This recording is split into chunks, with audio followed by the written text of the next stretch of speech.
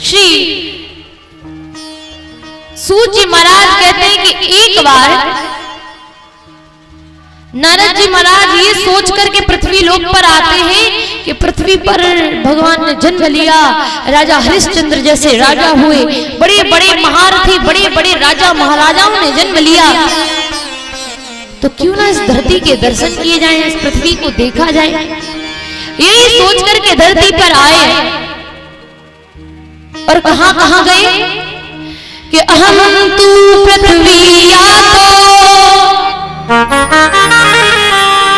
ज्ञात्वा सर्वोत्तमामिति पुष्करं च प्रयागं च काशी गोदावरी तथा। गए कहां गए? पृथ्वी लोक पर आकर के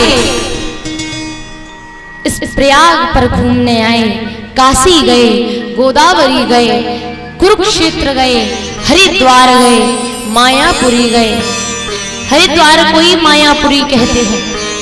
हर स्थान पर गए, लेकिन उनके मन को कहीं भी शांति नहीं मिली, क्योंकि सत्यम नास्ति तपा शौचा दया दानम न विद्यते। कहीं भी शुद्धता, कहीं भी दया पूरी पृथ्वी पर नहीं है। सब पापी निवास करने लगे हैं, सब पाप करते हैं, किसी ने किसी पर दया नहीं आती, कोई शुद्धता कोई स्वच्छता नहीं रही लोगों में। और सबसे बड़ी सच्चाई क्या? तरुणी प्रवता की श्यालो बुद्धिदायक। घर की स्त्रियां प्रधान बन गई हैं, घर की स्त्रियां मालकिन बन गई हैं घर की। और सबसे बड़ी बात, उस घर में जो होम मिनिस्टर है वो कौन है? उस घर के साले साहब। साले साहब घर में होम मिनिस्टर है, साले की बात मानी जाती है, सब कुछ उसी के कहने से चलता है। ये सब नानक देख रही है पृथ्वी पर हो क्या रहा है, और ये एकदम 100% बात सत्य है, क्योंकि हमारे मामा जी भी हमारे साथ ही रहते हैं और उन्हीं की चलती है मेरे घर में। ये कलयुग का प्रभाव है। तो ये सब श्री नारद जी महाराज देखते हैं। स्त्रियां घर की प्रधान बन गई हैं, साले साहब घर के होम मिनिस्टर बन गए हैं, घर के सारे फैसले लेने लगे। ये सारा देख करके नारद जी कहते हैं ये लोगों को हो क्या गया है? स्त्रियों को, अपनी बेटियों को लोग बेच रहे हैं। स्त्रियां धंधा करने लगी हैं, अपने चरित्र को बिगाड़ने लगी हैं। ये सब देखा तो घूमते घूमते पहुंचे वृंदावन। वृंदावन में देखा यमुना किनारे एक दिव्य स्त्री, अप्सराओं जैसी सुंदर स्त्री, उसके पास दो वृद्ध पुरुष लेटे हुए हैं और उस पर सैकड़ों स्त्रियां हवा कर रही हैं, पंखा कर रही हैं। नारद जी ने कहा ये क्या माया है? ये दो वृद्ध पुरुष इसकी गोदी में लेटे हैं, लेकिन निकल के जा रहे हैं, पूछा नहीं। इतने नहीं, वो स्त्री चिल्लानी, अरे रुक जाइए, रुक जाइए, भो साधु शरणं तिष्ठ मंचितामणि नाशय दर्शनं तव लोकस्य सर्वथा गहरं परम। स्त्री ने कहा रुक जाइए, साधु रुक जाइए, आपके तो दर्शन करने मात्र से लोगों की मोह माया रूपी जीव जंतु उसके मन से भाग जाते हैं। तो क्या आप हमारी चिंता का नाश नहीं करेंगे नारद जी? आप हमारी चिंता का नाश करिएगा। आज आवाज लगाई तो नारद जी उनके पास आए और मैया, जीवन में जब कुछ अच्छा होना होता है तो हम संत से मिल जाते हैं।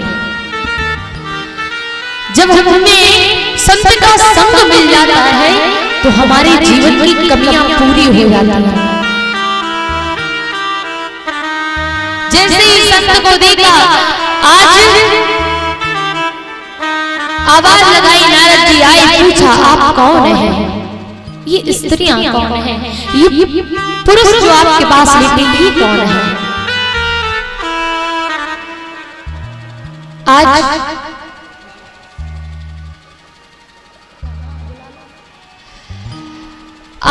भक्ति महारानी ने कहा, उस स्त्री ने कहा, हे नारद जी महाराज, अहम तू भक्ति